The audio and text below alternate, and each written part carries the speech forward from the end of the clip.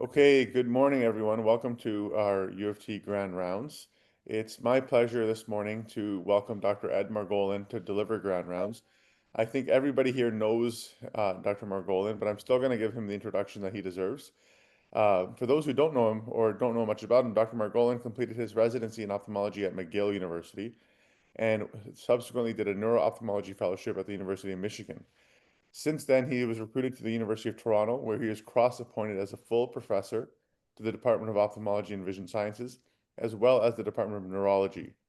He's also the director of the Neuro-Ophthalmology and Adults for Business Fellowship at the University of Toronto. Over the years, he has been recognized with numerous teaching awards, including the Best Teacher in Ophthalmology Award, the Whiteman Barris Academy Individual Teaching Performance Award, the J.S. Crawford Teaching Award, the Pero Excellence in Clinical Teaching Award, and the Distinguished Educator Award at Mount Sinai Hospital. It's no surprise that he's won all these awards. He's one of the best teachers in our residency program, and it's my pleasure to have him here to deliver grand rounds this morning. Dr. Margolin, thank you for your time, and the floor is yours. Amandeep, thank you. Well, I'm excited to be here and to kind of remotely see everybody who's come. I appreciate your finding the time. Um, what we're going to talk about today has probably not a lot of relevance to what you do every day, but I picked these cases and this topic with a message to deliver, but I also wanted all of you to take a little. We're going to take a little vacation today to this very exotic lands. Every day when we go to work, when you go to work, when I go to work, we mostly deal with things that we can see. We deal with the cornea, the lens, the vitreous, the retina. But today we're going to take a bit of an underwater dive into the world of the brain, the world that we don't see and that is we don't know that much about. So many of the cases will be quite exotic, but that's what the purpose. I don't want you to um, feel that you don't know anything about the diseases that we're going to talk about. There is a teaching message in each case, but mostly I want you to just relax and just come with me for a ride into this exotic land of the brain. So I'm going to present you three cases. Each one of them will have a very common message, and then we'll bring them all together. But we're going to start with the case number one. This is a man that was saw approximately, I would say, about a year ago. So he is a 74-year-old man, and this is his story. He has been pretty well until about 2 weeks before he came to see us. And when he came to see us, his main complaint was blurry vision in both eyes. And he said it's been going on for about maybe 2 weeks, maybe a little bit longer. And he also noticed new floaters in each eye.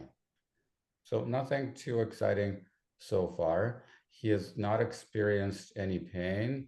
And we've asked him some questions, and his wife mostly told us that he has lost quite a lot of weight. That has been going on over the last 4 months. So not recently, but over the last 4 months, he's lost a ton of weight. He feels very, very tired. And his wife tells us that she noticed that his memory is not the same. He hasn't been able to remember things as well. He was a farmer, but because he lost all this weight and was very tired, he had to stop working. So he doesn't do any farm work any longer. So all of that obviously raised a lot of alarm bells in his family, and his wife took him to emergency room, and the series of events in the emergency room eventually led to the MRI scan, which was performed MRI of the brain 2 weeks ago, and it was reported as normal. This is his past medical history, so I'll let you read this. Nothing super exciting, all fairly ordinary. So now that I gave you all that information, and I gave you quite a lot already, I want you to think and pick one answer here. What do you think he's got going on? Do you think he's got a cancer? Do you think this is an infectious process? Um, Could it be an inflammatory process or is it something else? So just pick A, B, C, or D. In your mind, I kind of contemplated a little bit to whether to do these polling questions, but then these polling questions always kind of bring memories of COVID. So I don't like this memory. So I decided we're not going to do the polling. I'll just let you think about it. Okay, so pick an answer. Okay, we will go on. So there is no answer right now that I'll give you, but I want you to commit to something, to have a little plan in your brain. What is going on? So this is us seeing him. His vision's 2030 and 2050.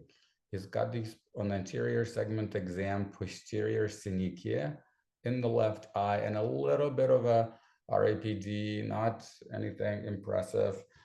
This left pupil is not very reactive, but we're noticing that the right constricts when we shine the light to that. He's got cataracts, they're fairly moderate. His motility exam is normal, and this is the picture of his fundi. So this isn't a bad picture, it's just shows you that there's something going on in his media that was making it very difficult to see the back of the eye. And this is the right eye and this is the left eye. This is his peripapillary OCT that shows you that his optic discs are very swollen. The average thickness here is in mid 300s, so very, very swollen optic discs. And these are his visual fields, which were a little bit hard to interpret, but probably show nerve fiber bundle defects bilaterally. So that's that. So now that you have all this extra information, the main thing that I told you that he's got vitritis. This is pretty significant vitritis, a little bit more in one eye than the other, but enough to make the view of the fundus blurry. So I want you to think, what do you think he's got going on right now? Do you think it's cancer, infection, or inflammatory process? So it would be interesting to see if anybody changed their mind. But again, I want you to commit to what do you think this man's got going on there. Okay, so let's summarize what we have. So this man is in his mid 70s. He has a bunch of constitutional symptoms, and very importantly, there are changes in his mental status. He's got bilateral vitritis with bilateral disc edema. So when I put this all on paper, there was one sort of diagnosis screaming at us here. And that diagnosis to me was central nervous system lymphoma. Was very worried about this man. And that's what we said we're going to do for him. We're going to do CT body, repeat MRI scan of his brain with contrast, do a lumbar puncture, and do a bunch of blood tests. He lives, he's still alive. He lives about 3.5 hours from Toronto, so very far away. And he really did not want to be admitted to a hospital in Toronto, adamantly so. And he agreed to have the workup done on an outpatient basis, even though we tried to tell him that this is very important to do this very quickly. And of course, the last thing that I forgot to tell you, we were thinking we might need to have a vitreous biopsy if we can't get anything from all the other investigations. So we see him 2 weeks later. His CT body returns back as normal, so that's very reassuring. The blood work that we ordered is all normal as well. However, the MRI scan and lumbar puncture is still pending. They've offered him some dates, but he couldn't make it, so we're still waiting for these. The exam is otherwise the same. The vision's about the same. He's got the same vitritis. We haven't done anything to him. Still fairly confused.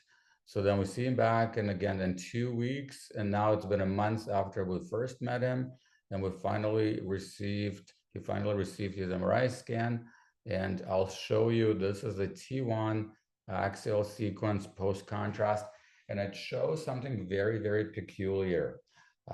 There are these lines, very, very faint lines of enhancement perpendicular to the ventricles, okay? And they follow the pattern, presumably, of the medullary veins here. So, and they're kind of everywhere. So when I saw this. That happens to be that I was at a conference a bunch of years ago, and they presented a case very, very similar to that. And this kind of picture stuck in my mind. So I spoke to the radiologist. This is the initial report that said that he has this extensive, linear, somewhat symmetric enhancement in white matter of both cerebral hemispheres. He also had a very, very little bit, and that was really hard to appreciate. That's why I didn't show it to you. Subtle punctate increased enhancement in the brainstem in the cerebellar hemispheres. And again, as I told you, the enhancement was felt to be along this transmedullary veins in the brain. So that was a descriptive report where we spoke to the radiologist and I told them about this other case that I saw and it looked just like that. So I want you now again to, I'm asking the same questions now the third time. What do you think is going on with this man? Do you think he's got an infection? Is that a malignancy? Is that an inflammatory process? Or maybe it's a demyelinating process. So again, I want you all to think and commit to an answer. We're doing like some self-reflecting here because there's no polling. I'm not picking on you, but hopefully you're all following along with me. So now I want to ask you, what will you do next? Will you proceed right away to brain biopsy?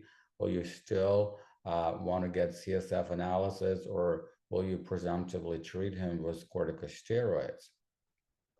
Well, the answer to this one's fairly easy, and I hope everybody will pick B. So that's what we plan to do, and that's what happened. So he had a lumbar puncture performed, and it showed a very significant pleocytosis. He had 87 white blood cells, which is a lot.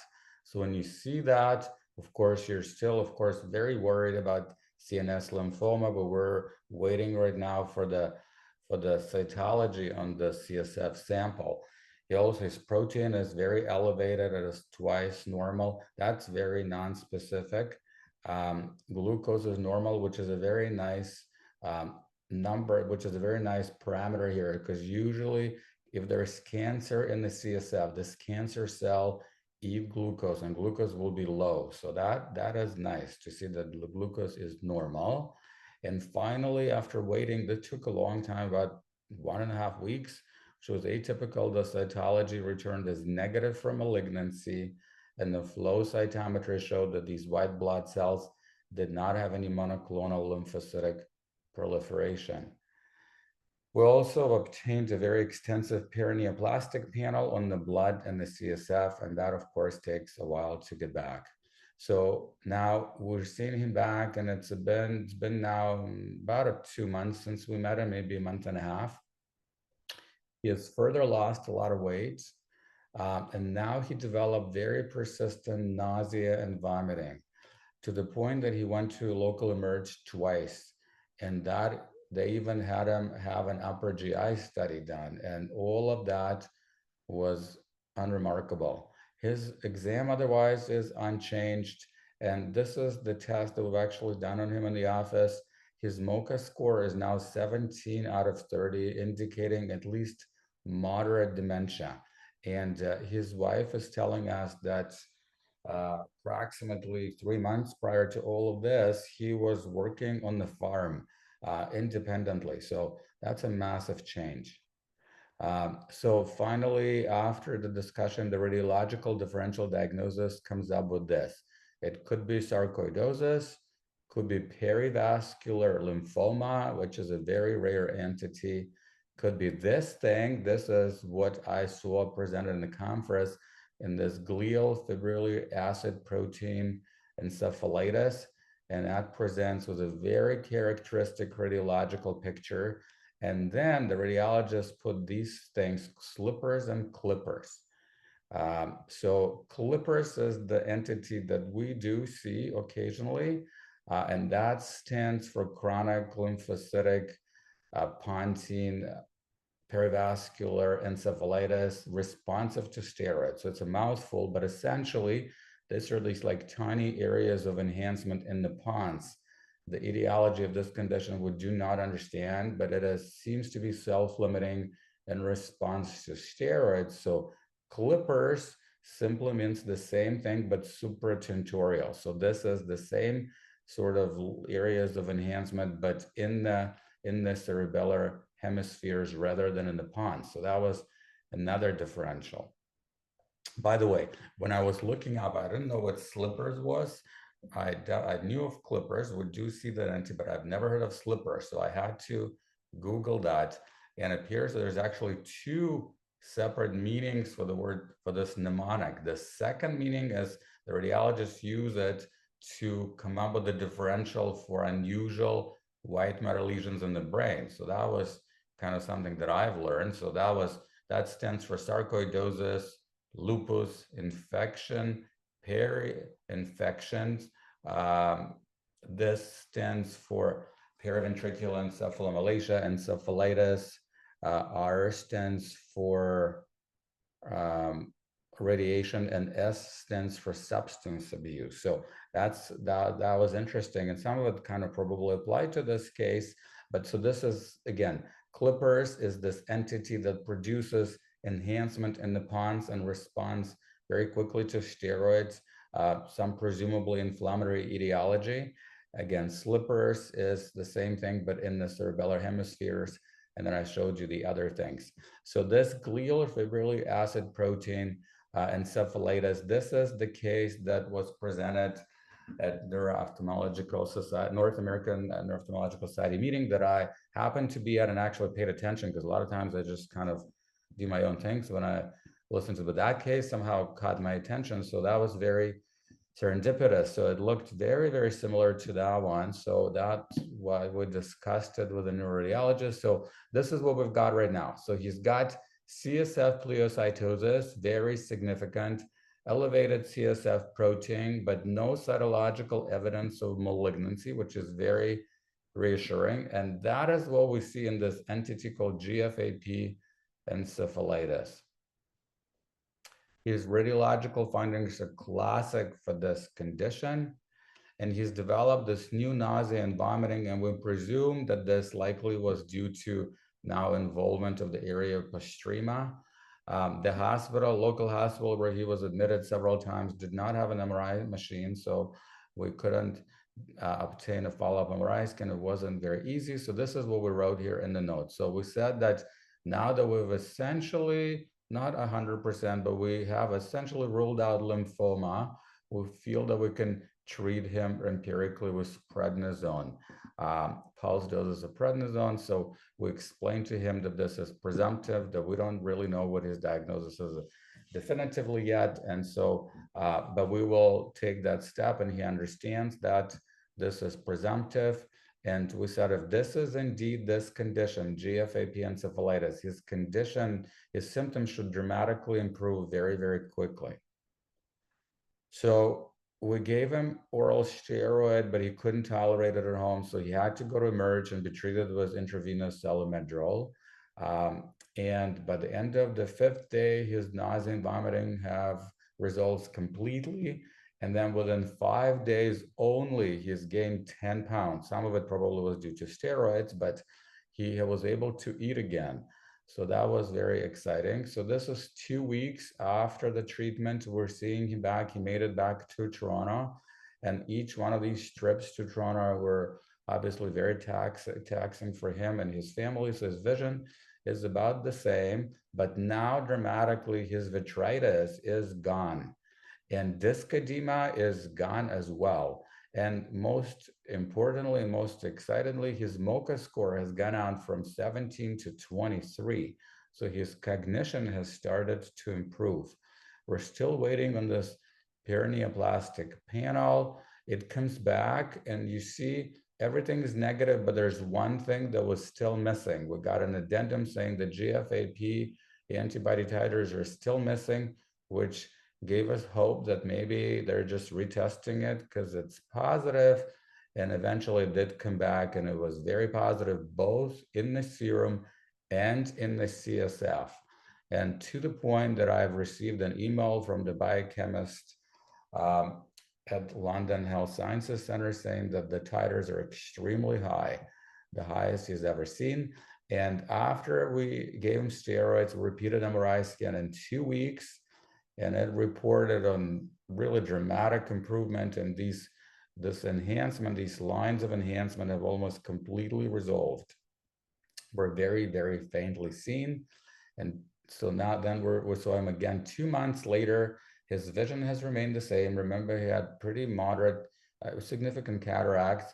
Again, he has no recurrence of vitritis, and disc edema has completely resolved and has not recurred. But again, most excitingly, his MoCA score, and this is like literally bringing somebody from the dead. It went from 17 to 28, which is dramatic. So, and then he had another MRI scan 2 months later, which only showed mild microangiopathic white matter changes. And this is his follow-up 1 year later. His cognition is now back to baseline.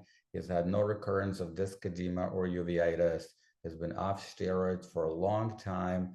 And so this is his final diagnosis. Now I'll end by saying that he is one of my very, very, very few neuro-ophthalmology patients who ever brings presents. And he actually brings a present to every appointment. He brings me a box of eggs. He's an egg farmer. So it is very, very meaningful and very nice to see him every follow-up. So what is this GFAP encephalitis?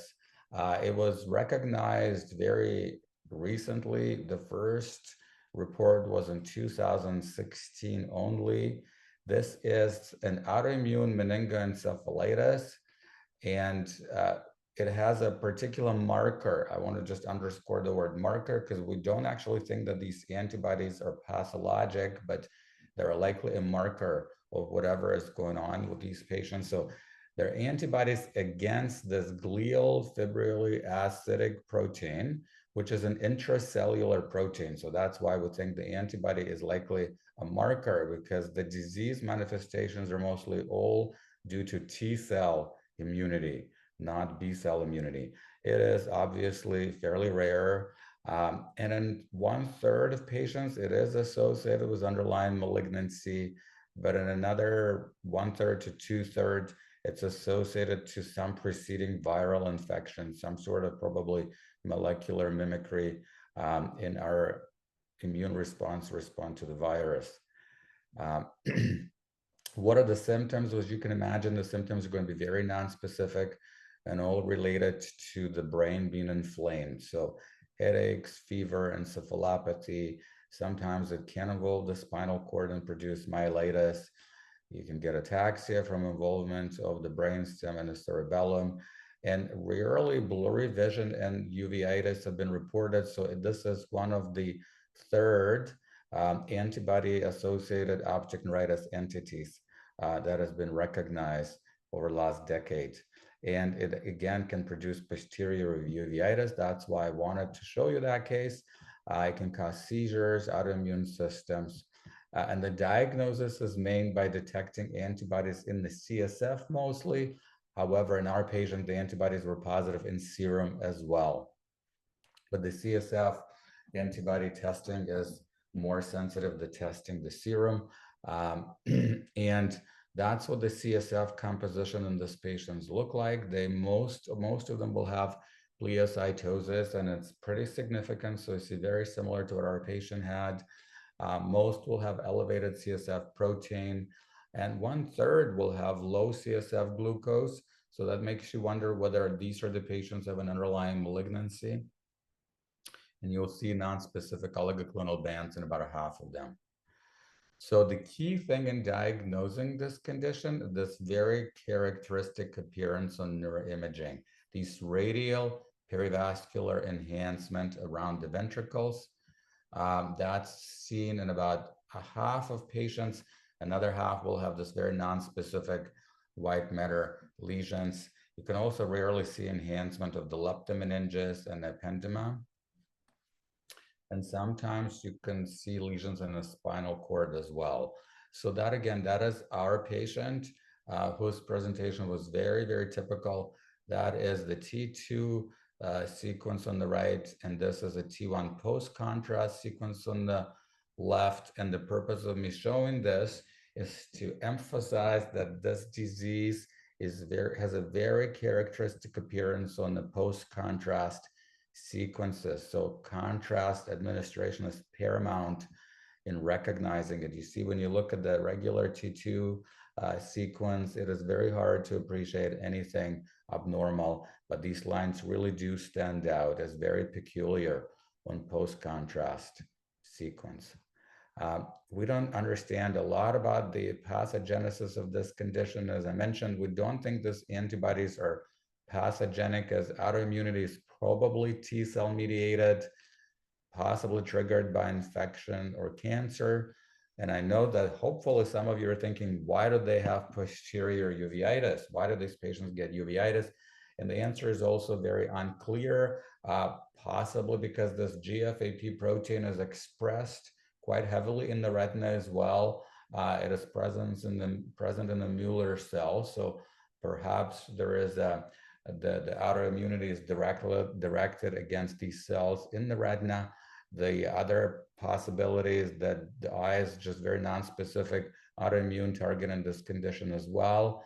Another theory is that this disease mostly produces this perivascular inflammation of the leptomeninges, and the optic nerve, of course, is also covered by the meninges. So we presume the inflammation extends into adjacent structure, leading to either optic neuritis and or posterior uveitis.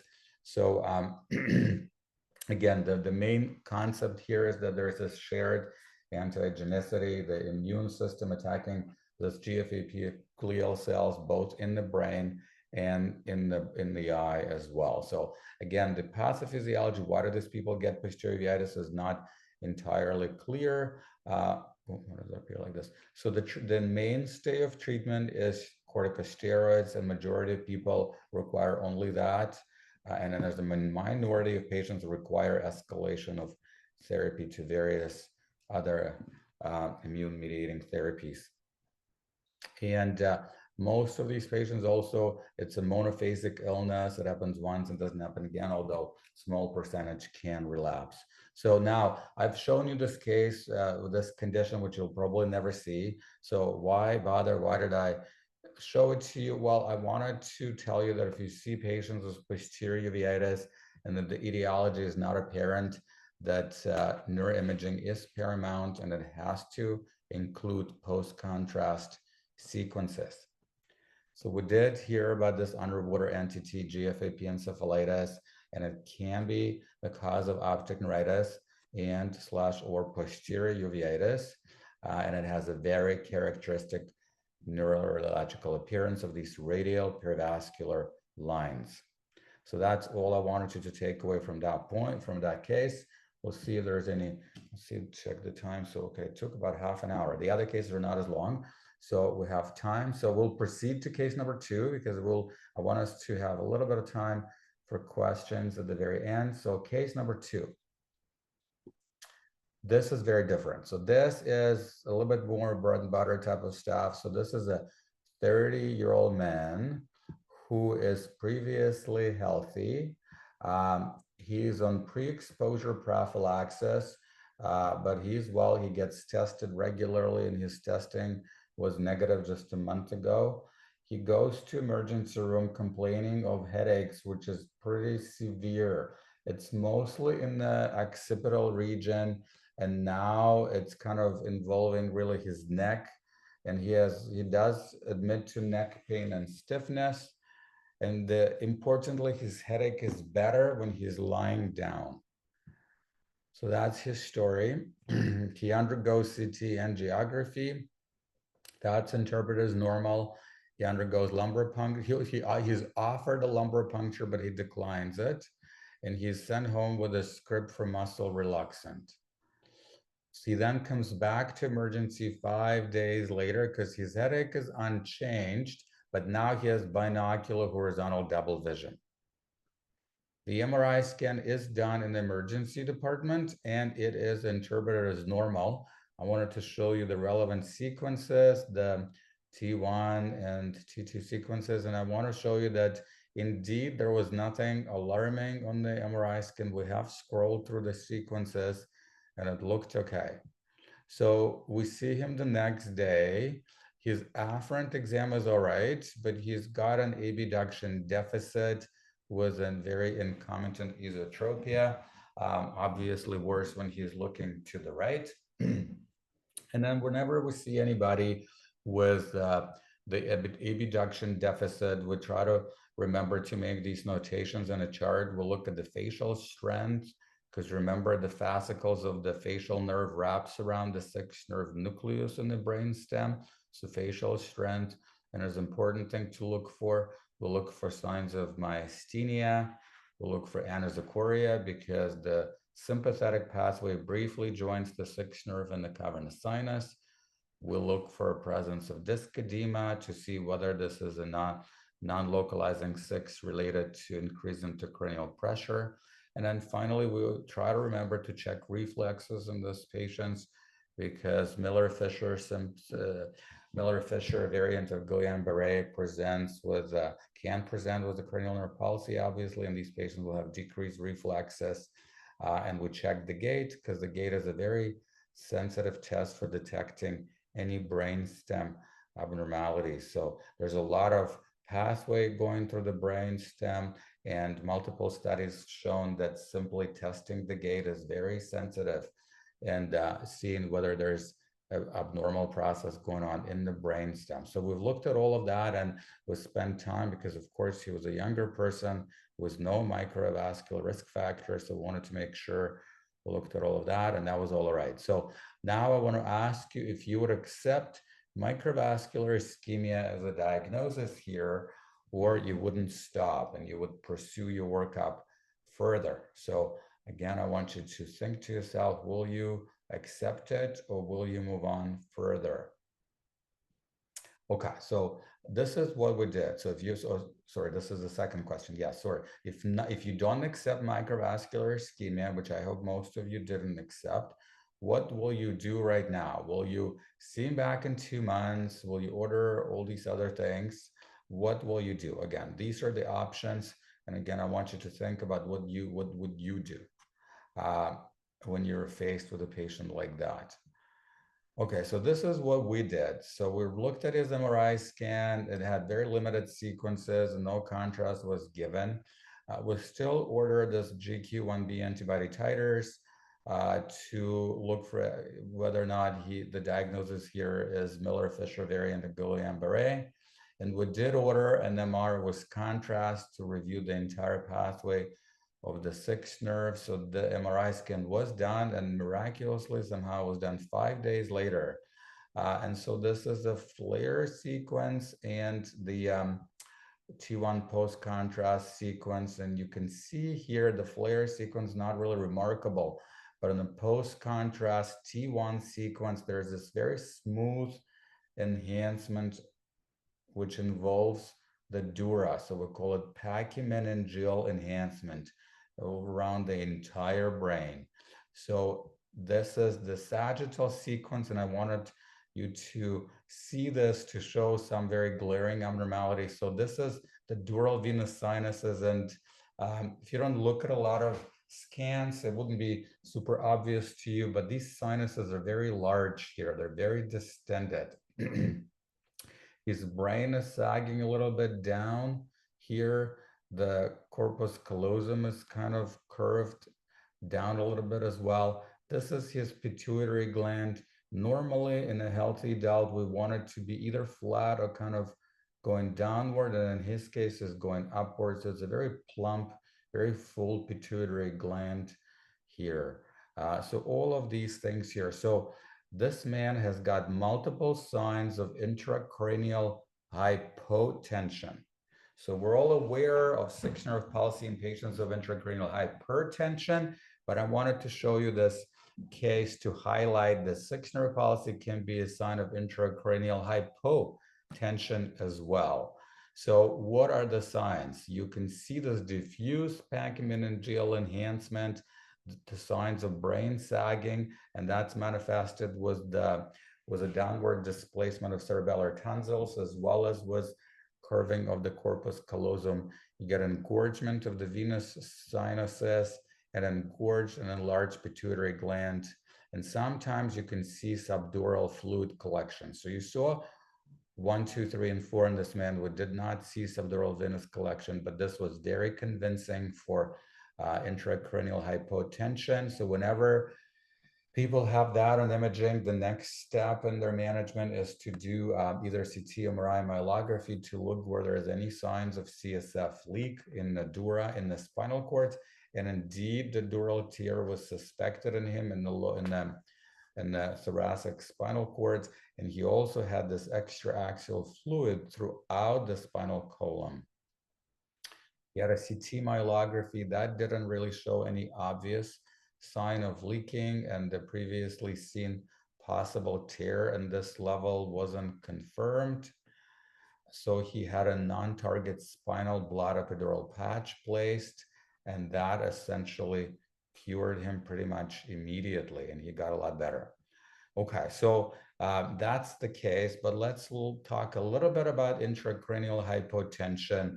We'll review a little bit the pathway of the sixth nerve and figure out how does intracranial hypotension can produce sixth nerve palsy. And I'll show you this schematic. This is the nucleus of the sixth nerve in the pons. Then the fascicle travels outwards, and then when it enters the CSF space, it will go upwards over the structure called the clivus. The clivus is this bone made out of fusion of part of a sphenoid bone and part of the occipital bone. So the sixth nerve climbs up over the clivus, and then it enters the dural space and cavernous sinus, and then eventually goes into the orbit. So that's here, right in this compartment, the sixth nerve is prone to being stretched. So when the whole brain sags down, the nerve gets stretched and it's firmly adhered over here in this place called Dorellis canal. So it can't really go any further here. So it's really pretty tethered. So that's presumably why patients with intracranial hypotension get sixth nerve palsies. Again, the nerve pierces the dura and enters the Dorellis canal at the top of the clivus, and it's firmly adhered to the dura there, so it cannot move. So when the whole brainstem kind of sags down, the nerve gets stretched and we get sixth nerve palsy. So again, a mechanical issue here. So what can cause intracranial hypotension? Many things. Majority of people have a spontaneous CSF leak. Now, the ones that we see the most are the patients from Mount Sinai who get epidural analgesia during the labor, and then they develop a persistent CSF leak, and that leads to intracranial hypertension. So at least twice a year, we see an obstetrical patient with a sixth nerve palsy due to intracranial hypertension, due to persistent CSF leak. Can be due to trauma anywhere along the course of the dura that creates the leak. There's this entity called dural ectasia, which is a part of multiple syndromes where there's essentially extra levels of dura and CSF can sort of accumulate in the space instead of being drained in those dural pockets. The other time we see it as we have patients have CSF shunting and the shunt is over-functioning. So see, the CSF shunt is peculiar. It has to function just right. If it's under-functioning, they get intracranial hypertension. If it's over-functioning, you get intracranial hypotension. And then finally, this is kind of a cute little plug-in here. There's this newly described entity called spinal CSF venous fistula, which has been recognized also over the last maybe 5 to 7 years. Again, patients who have signs of intracranial hypotension on imaging, they get a specific CSF myelography looking for this entity. And again, this requires understanding a little bit of neuroanatomy, but essentially the spinal cord is bathed by the CSF, and the CSF is produced by the arachnoid granulations, and sometimes these granulations invade into the venous structures around them, and there's a lot of venous plexuses around the spinal cord, and so then these arachnoid granulations kind of break into the venous space, and then the CSF persistently leaks into the venous space around the spinal cord, and that leads to intracranial hypertension and constant headaches, which are going to be almost always postural. So they get better when you lay down and much worse when you get up. And often that's the level when they're seen and diagnosed with this particular neuroradiological procedure. So this is just, I wanted to entertain you a little bit. That really has nothing to do much with ophthalmology, but this is the spinal canal. It's based by the CSF, and there's a lot of venous plexuses right around the spinal canal. So it's the arachnoid granulations in this subarachnoid space that start communicating with the venous plexus here. And that's a little bit of a close-up view of that, and that leads to persistent CSF leak. Okay, so what did I want to tell you with this case number 2? What were the main take-home messages? Well, I wanted to tell you that 6 cranial nerve palsy can not only be caused by intracranial hypertension, but remind you that it can also be caused by intracranial hypotension. And we went over various imaging signs of intracranial hypotension that it causes dural thickening. Dura, as you remember, is the outwardmost meningeal layer, and it's the thickest one. So you get this diffuse thickening of the dura, and it is easily appreciated in post-contrast sequences. It is not easily appreciated without contrast. And I also told you a little bit about this new entity, which can be a cause for intracranial hypertension, spinal CSF, venous fistula. So the key thing that we did here is, again, I showed you another case. We went over an unusual etiology of 6 nerve palsy, and we said that given contrast during MRI administration really makes recognition of signs of intracranial hypertension much easier. Okay, let's see. So we still have a little bit of time. Okay, we'll go to case number 3, which is again an entirely different case, and we'll dive right in. So this is a 51-year-old man, and this man has been unwell for about a year. He has been very tired and lost weight. All of that has been going on, as I said, for a while. He has seen a lot of doctors. So 8 months ago, he's also noticed he couldn't hear out of one ear. That worsened over time. He was seen by otolaryngologist who did order an MRI scan to look mostly at the auditory canal, and that was normal. Then 4 months ago, while working, he had an episode of sudden facial droop while actually giving a presentation at work. He also developed slurred speech, and he was maybe unconscious for a minute. So that led to a visit, obviously, to an emergency department. They diagnosed him with presumed stroke. They did another MRI scan without a contrast. They saw several chronic infarcts in the left internal capsule. It's a very common site for strokes in the brain because it contains very many tiny little arteries that are end arteries. And the most common etiology for this will be hypertension, as you all know. And they also saw small stroke in the thalamus. So he was discharged home on dual antiplatelet therapy, had a very extensive stroke workup to see if he's got any identifiable source. Nothing was found, so they just put him on dual antiplatelet therapy. Then 2 months ago, he was also started feeling very nauseous, and then he started vomiting daily and every single day and lost even more weight. So by now he's lost 40 pounds. He was seen by a gastroenterologist who ordered all of these things, and none of them were abnormal. He had a CT scan of the chest performed as well. That commented on the very mild mediastinal lymphadenopathy.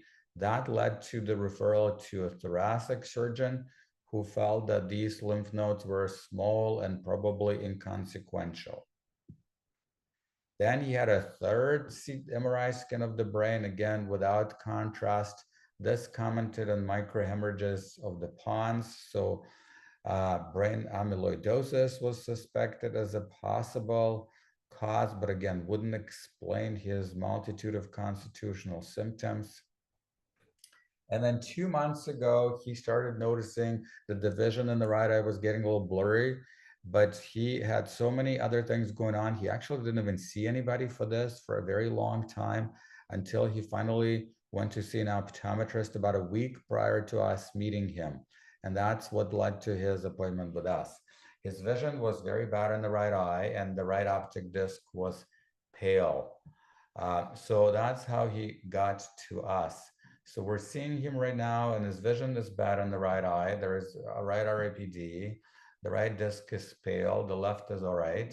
His efferent visual function is normal. I wanted to show you that the nerve is truly pale here in the left eye. This is his peripapillary OCT, again confirming that there is thinning of retinal nerve or fiber layer around the disc. And this is a ganglion cell analysis, which was very helpful here. Of course, you would expect diffuse thinning here, but you wouldn't expect this. And this is a pattern when we see with chiasmal involvement. Essentially, this is a OCT evidence of a junctional scotoma. Junctional scotoma, of course, is a term we use for describing perimetric changes, but this is its equivalent on an OCT. You see there's a definite loss, definite thinning nasally in one eye and diffuse thinning in the other eye. So, and that actually very nicely corresponded to his visual field. You see there's a diffuse depression here, and there is a supratemporal defect here. You've got to look for it, but if you look, you'll see it. So what will you do right now? Again, I want to ask you, because I want you all to participate here. Do you think he needs a lumbar puncture? Do you think he needs another MR of the neuroaxis? Do you think he needs a CT of the body or the biopsy of the mediastinal node? Okay, so what do you think is going on now that you picked your test? What do you think? Do you think he's got cancer? Do you think it's an inflammatory process? Do you think it's a perineoplastic process? Now I showed you some very weird GFAP encephalitis thing, so maybe it's another perineoplastic thing, or maybe it is something else. Okay, now that you've thought, this is what we wrote. That this man has severe right and milder left optic neuropathy with a junctional scotoma pattern. There is no compressive lesion of his chiasm, because remember, he's had multiple neuroimaging study. The most recent one was less than a month ago. Thus, we're suspecting an inflammatory chiasmitis. That's a cute word that we like to use. And usually this is related to this, MOG or NMO. That would also explain his persistent vomiting, because maybe his involvement of the area postrema. But then could be multiple of other etiologies, and we said we're going to evaluate them in sequence. You could have an infiltrative process or granulomatous disease. And so we've basically did everything that I showed you. We said we're going to do all of this, and we even said we're going to look for hereditary disease here as well. So we order all of that stuff. I wanted just to highlight to you that while we're very aware that chiasm can be involved by a mass lesion, there's many other things that can affect the chiasm. They're much less common, but there they are here. So majority will be inflammatory entities, and again, will be usually MOG and MO, but could be all of these other things, could be sarcoid, lupus, GPA. Infections can involve the chiasm. It can even be involved with various ischemic etiologies. Can be, you can see I've never seen it. The giant cellulitis apparently can rarely involve the chiasm as well. Of course, you can see the involvement of the chiasm in various toxic/nutritional disorders. You can see the involvement of a chiasm that we definitely see in genetic diseases, particularly Leber's. And the chiasm can also be involved by a perineoplastic condition. This one can be involved, the ADEM or radiation optic neuropathy also likes to affect the chiasm. Essentially, the purpose of the slides is to show you that other than compression, there's many other things that can cause chiasmitis. So he's admitted right now, he somehow first undergoes MRI scan of the spine. I guess that was available first, and it was read as unremarkable. CT body, again, comments on several borderline thoracic lymph nodes. And MRI scan of the brain with contrast says this: enhancement of the right tract and the lateral chiasm, no demyelinating lesion, no vascular abnormality. So not super helpful. Here's the actual sequences I want to show you. And this is us looking at them, and I picked those specifically because there's other things that we thought were abnormal. I thought that this was a little bit too bright here. The covering of the brainstem I thought was a little bit too bright.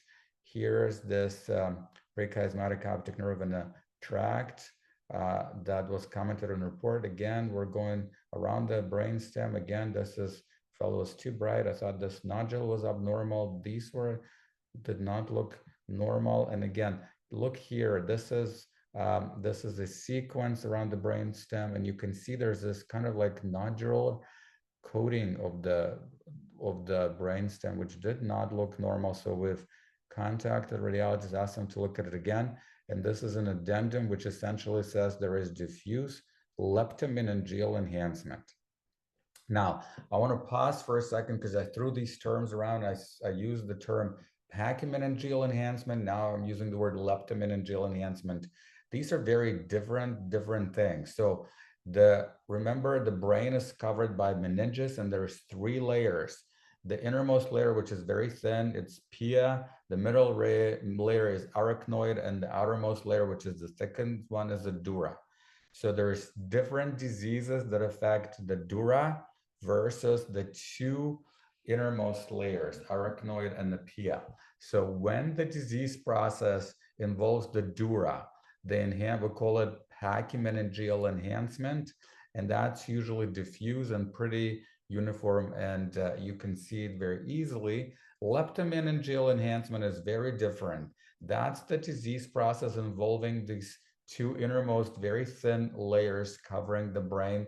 And as you can see here, the findings are very subtle. This is leptomeningeal enhancement. So this is the enhancement involving the pia and the arachnoid. So this is in the very intimate proximity to the brain. So as you can imagine, leptomeningeal disease will often produce inflammation of the brain, encephalitis, because this is a disease that affects these very thin covering of the brain itself, and majority of this will be caused by cancer, sometimes will be caused by inflammatory etiology. So he goes, the MRI scan of the spine is repeated now with contrast, and now this is actually, see, remember the first MRI scan of the spine was interpreted as normal, unremarkable, but this MR was contrast is interpreted as very abnormal. And again, you can see this nodular leptomeningeal enhancement. Remember, the meninges obviously coat not just the brain, but the spinal cord as well. And the entire cord has this leptomeningeal enhancement. Here it is, that is pretty subtle, but it's all around the spinal cord. Here's a little nodule, here's a little nodule. So I just wanted, again, to entertain you and to show you that the leptomeningeal enhancement is subtle, and you really need a radiologist to be skilled, number 1, and number 2, the contrast has to be administered in order to appreciate it. And here is a very nice slide showing the involvement and enhancement in the area postrema, right there, explaining his persistent nausea and vomiting. And this is an enhancement of the hypothalamus, which probably explained his loss of appetite and significant weight loss. He has undergone, okay, I see that we're running out of time, so I'm going to try to go faster. He undergone CSF study, showed very significant pleocytosis and very high protein. Normal glucose, again, that was reassuring. The cytology was negative for malignancy, which was very unexpected. I was sure this man was going to have cancer, but the cytology was negative for malignancy. This was a very important test here. So MOG and NMO were negative. We have looked for this in the CSF CD4 to CD8 ratio, and it was over 3. The paraneoplastic panel was negative. All of that stuff was normal. The autoimmune encephalitis paraneoplastic panel was normal. He's got an infectious disease consult, which is literally, they've ordered probably over 25 different tests, and they're all normal. So again, we're running out of time, so we're going to go quickly. So what will you do next here? So we did this. We have asked thoracic surgery to do this. and was very disappointed to hear that the frozen section didn't show any granulomas. But finally, about 2 weeks later, the permanent section results came back, and it showed evidence of non-necrotizing granulomas, essentially clinching the diagnosis of neurosarcoidosis. He was treated with all of these things. The improvement was very slow. However, a leptomeningeal enhancement has resolved. So I wanted to show you a few things about neurosarcoidosis. We look for this ratio CD4 to CD8 ratio in the CSF. Normally is less than 2. If it's greater than 3, um, the suspicion for neurosarcoidosis is fairly high. This is an eye paper, so looking at patients with uveitis, if the ratio is over 3.5, it was quite sensitive and specific for the diagnosis of neurosarcoid. Um, and I'm sorry for going so fast, but I just want us to have a time for discussion. So this case, of course, was super unusual because involvement of the chiasm by sarcoid is not common. Involvement of the eighth nerve is also uncommon. And in this man, he had a very prominent involvement of area postrema and hypothalamus, explaining his very severe cachexia and loss of appetite and persistent nausea and vomiting. And again, the key thing, how to tie it together with the other two cases, that he has had 4 brain MRI scans over the course of a year. He saw multiple neurologists, internists, thoracic surgeons, infectious disease people, and they were all commenting on the fact the MRI scan was normal, but of course, contrast was not administered. I want to highlight the neurosarcoid is not an easy diagnosis to make. It's very, very hard. Um, it can involve any structure in the eye. So whatever you do in ophthalmology, you will be seeing patients with sarcoid. However, remember, we don't want to really be very attached to the diagnosis of neurosarcoid, as other entities can mimic that as well, particularly cancer. So we've got to be very cautious of that, or various infections can mimic that as well. And using contrast for patients suspected of having neurosarcoid is really, really critical. So again, what did I want to tell you from this case? Neurosarcoid is a great mimicker. It is a hard thing to diagnose. You've got to use contrast. And what did I want to teach you from all of those 3 cases? I wanted to tell you that the use of contrast in MRI scan is really critical. It really makes the diagnosis of demyelinating disease, tumor, metastases, inflammatory conditions much, much easier. It is critical when we're suspecting leptomeningeal disease. It shows us better contrast between normal and abnormal tissues. And it's very critical in early diagnosis. So again, what I want to show you here with these 3 cases, I showed you 3 cases where post-contrast MR sequences led to the final diagnosis, which was not made before. And I wanted to show you that when you're seeing patients of optic neuropathy or cranial nerve palsy, using contrast in imaging studies is really paramount.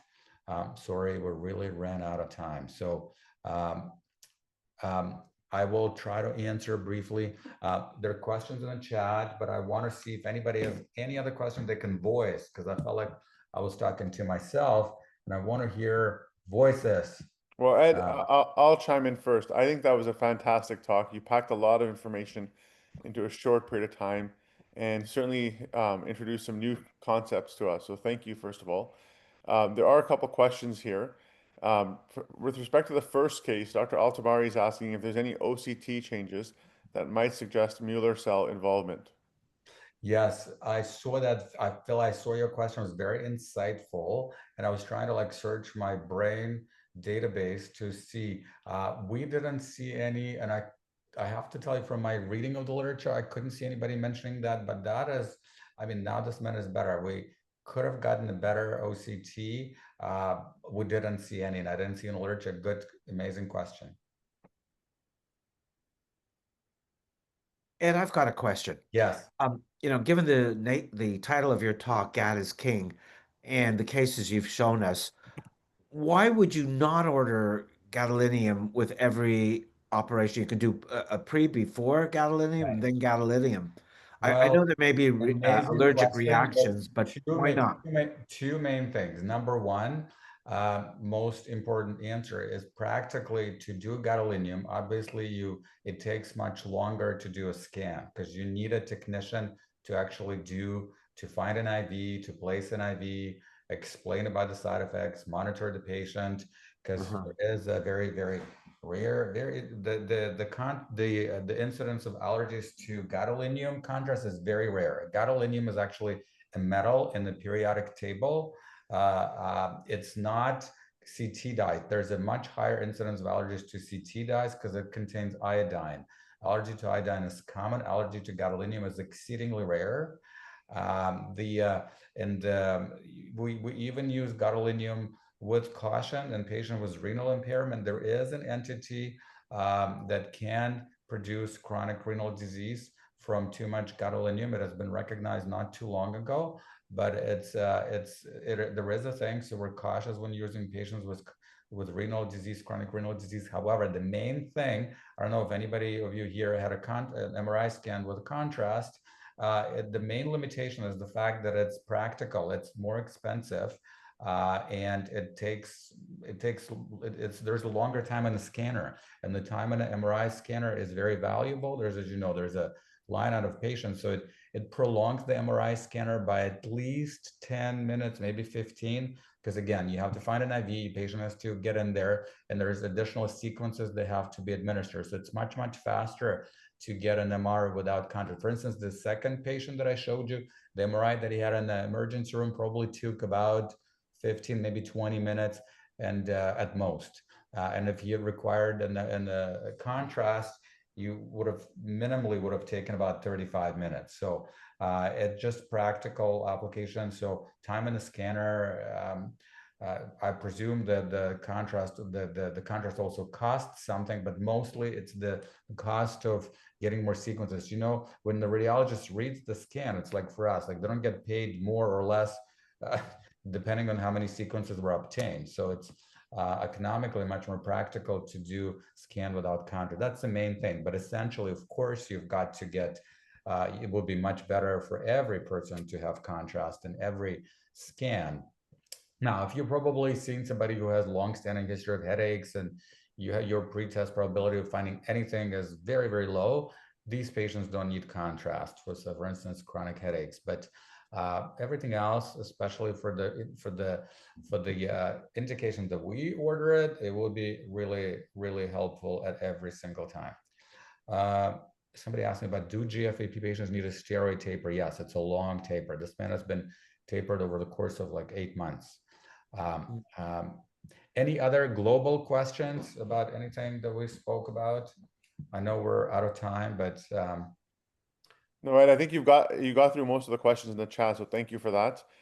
Thank you again. That was a wonderful presentation, and I really think all of us today here learned something new. So thank you for always bringing the weird and wonderful.